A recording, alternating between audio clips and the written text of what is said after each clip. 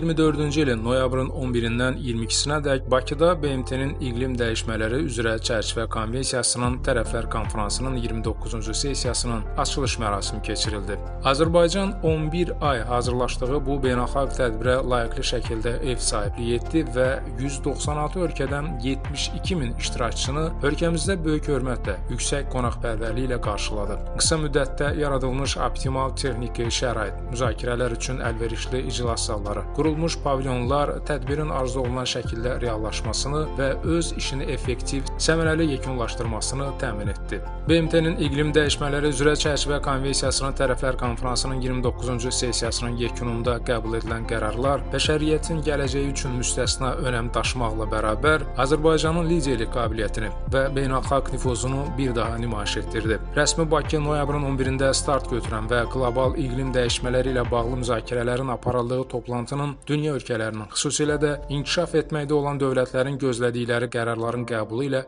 başa çatması üçün bütün qüvvəsini səfərbər etmişdi. Azərbaycan geniş miqyaslı tədbirin öhdəsindən uğurla gələ bildi. Bu sahədə yüksək səviyyəli təşkilatçılıq qabiliyyətini nümayiş etdirdi. Bütün tərəflərin yekdilliyi ilə COP29-un yüksək səviyyədə təşkilinə görə Azərbaycana rəsmi şəkildə təşəkkür elan olunması barədə qərar qəbul etməsi bunun bariz göstəricisidir.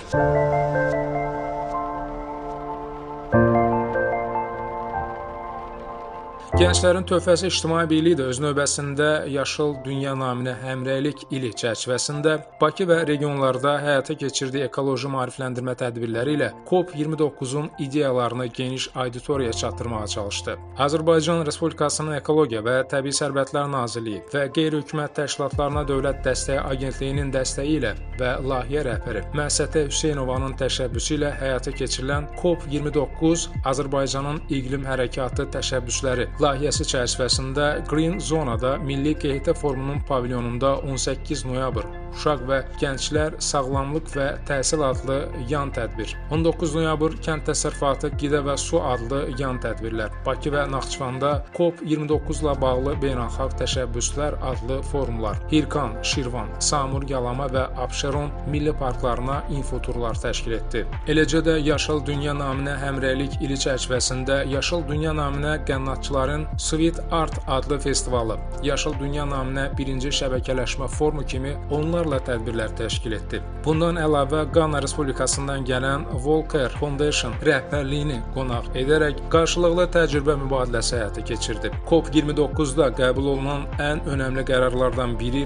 hər il inkişaf etməkdə olan ölkələrə 1,3 trilyon dollar iqlim maliyyəsini yönəltməyi nəzərdə tutan yeni öhdəlik olan Bakı maliyyə məqsədi barədə razılığın əldə olunmasıdır. Bakı maliyyə məqsədi inkişaf etmiş ölkələrin 2035-ci ilə qədər inkişaf etməkdə olan dövlətlər üçün hər il ən azı 300 milyard dollar məbləğində vəsaitin səfərbər olunmasına rəhbərlik etməsini nəzərdə tutan əsas hədəfləri müəyyənləşdirir. COP29 sədrliyinin əsas prioriteti üzrə əldə olunan bu uğur əvvəlki 100 milyard dollarlıq iqlim maliyyəsi məqsədindən əhəmiyyətli dərəcədə yüksəkdir və qlobal investisiyaların yeni dalğasını təmin edəcək. Bundan başqa 2015-ci ildən bəri ilk dəfə olaraq COP29-da Paris sazişinin 6-cı maddəsi tam şəkildə işlək vəziyyətə gətirildi. Bununla bağlı razılığın əldə olunması COP29-da sədrliyinin önəm verdiyi əsas prioritet məsələlərdən biri idi.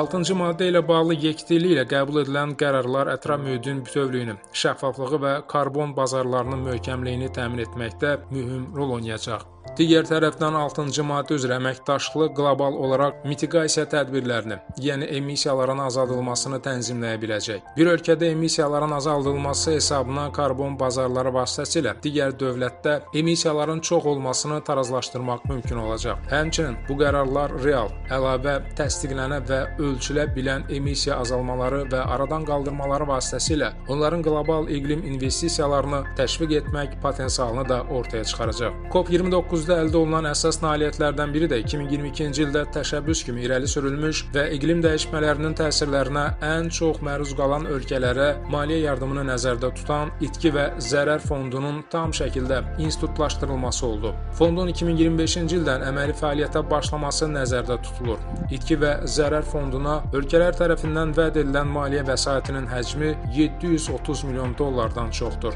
İqlim dəyişmələrinin fəsadlarının kiçik ada dövlətlərinə təsirlərinin yaratdığı çətinliklərin həlli Azərbaycan prezidenti İlham Əliyev tərəfindən COP29 sədrliyinin prioritetlərindən biri kimi müəyyən olunub. Bu baxımdan itki və zərər fondunun fəaliyyətə başlaması COP29 sədrliyinin böyük uğuru oldu. COP29-un yekununda qəbul olunan digər qərarla qlobal adaptasiya hədəfi sənədi ilə Bakı adaptasiya yol xəritəsi yaradıldı. Həmçinin növbəti COP sessiyaları çərçivəsində adaptasiya üzrə yüksək səviyyəli Bakı dialoqu çağırılacaq. Bu, inkişaf etməkdə olan ölkələrin maraqlarına uyğun olaraq adaptasiya məsələsinin hər il COP-larda müzakirə olunmasını təmin edəcək. Bundan başqa COP29-un qərarı ilə 10 illik yenilənmiş gender üzrə Lima işi proqramı qəbul edildi. Proqramın qəbulu üzrə danışıqlar uzun müddətdir ki, davam edirdi və COP29 sədrliyi nəticəsində sənəd üzrə razılıq bu iqlim samiti çərçivəsində əldə olundu. Bütün bunlar isə onu göstərir ki, COP29 məqsədlərinə çatıb. Azərbaycan gələcək COP-ların da uğurlu olması üçün müsbət president yaradıb. Bir sözlə, Bakıda qəbul olunan qərarlar qlobal iqlim dəyişmələri ilə mübarizədə